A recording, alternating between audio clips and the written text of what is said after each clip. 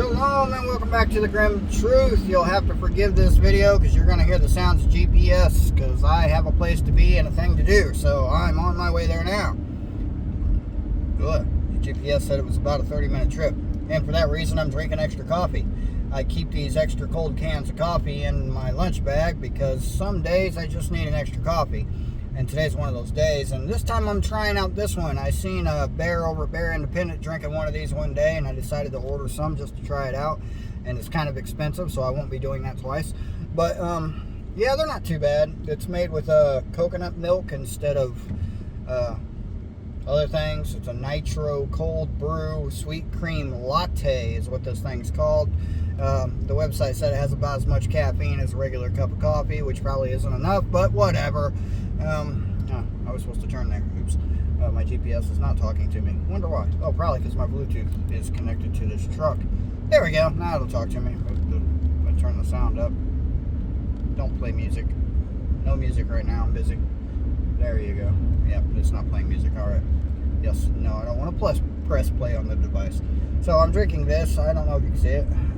Yeah, probably can. It's pretty interesting. The sayings on the can. And that's the name of the coffee. You can look that up if you care. One lane road ahead. That's interesting. So yeah, I'm almost done with this can. They're little bitty cans. But I needed the coffee. Anyway, it's been an interesting day. We got cut off after 6 loads. Road 100 north. I average 7 loads per day. It's my average. Well, that's my goal, really, not my average. Because yesterday I only got 4. So, yeah, we try to get 7. So it is currently 2:54 p.m. and that's considered getting off early after 9.5 hours at work. East Sander Road 100 north. Yes, 100 north. I got you. Thanks, GPS. Shut up now. Yeah. So, interesting day though. 5 convoys.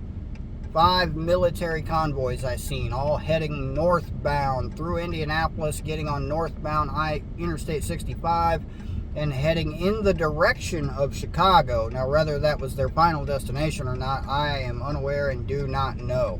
Don't know where they were going, but that was 5 military convoys, a minimum of 5. The 5 that I saw, there could have been more when I was off of the interstates, but at least 5.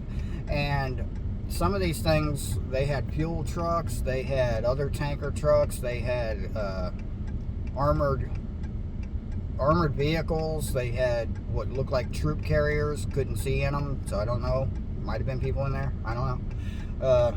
Yeah, they had a lot of stuff going on.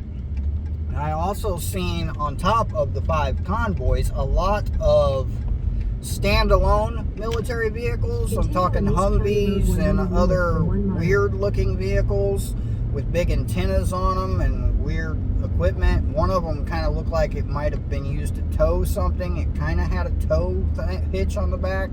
Not a hitch, but one of those arms like a tow truck would have, kind of. But it was a strange looking vehicle. It was definitely military guy driving it. I only got 1 convoy on video. I posted that video, which will be earlier today at the time this video gets uploaded, because that won't be until later once I get home.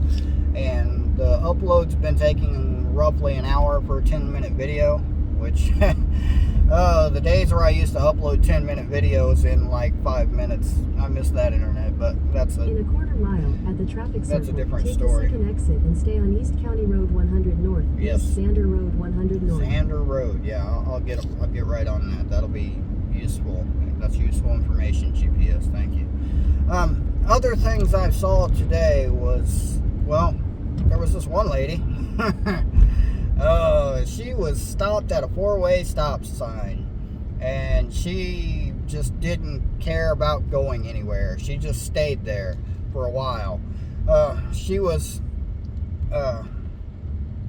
was a car between me and this lady that was just homesteading the stop sign, and the car that was ahead of me had been driving, he was driving a BMW, and he was not driving well. He was very inconsiderate, going very slow, and seemed very oblivious to the whole situation. So that being said, we got to the stop sign, That lady was just sitting there.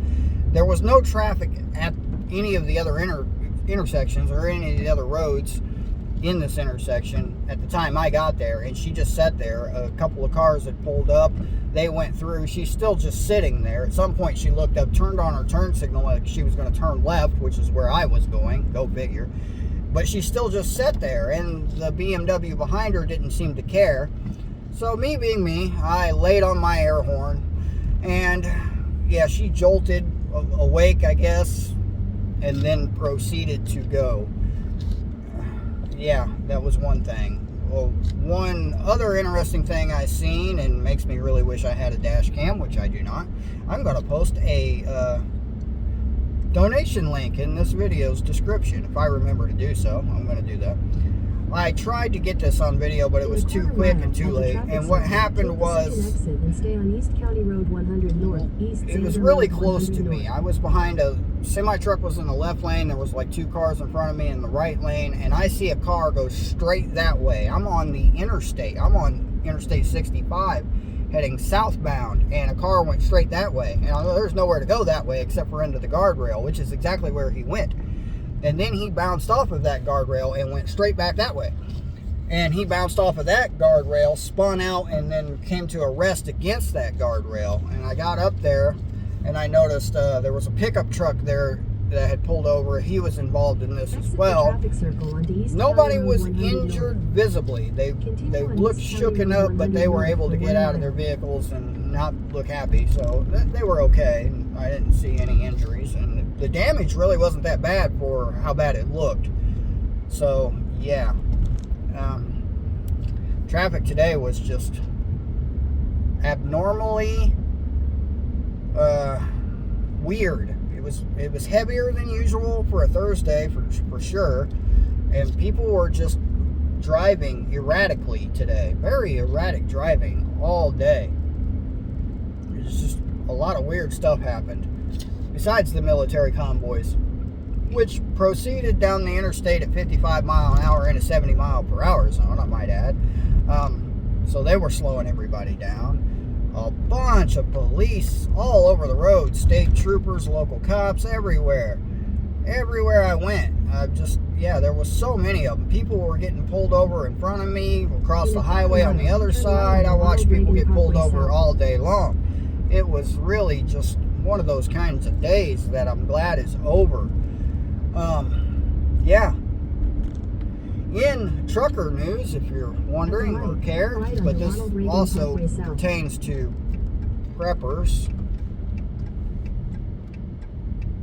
One second, I'm at a large intersection. I'm making sure nobody was proceeding, even though I had a green light, because people do that. 9 miles, cool. I'll get right on that. I don't really need this GPS anymore, but I can't turn it off because that ended the video last time I did that, and I don't feel like editing videos. So, trucker news. J.B. Hunt, one of the largest trucking companies in the United States, one of J.B. Hunt, a company I used to work for. They have a lot of subcontracts with a lot of smaller trucking companies, because J.B. Hunt has more trailers than they have drivers and trucks.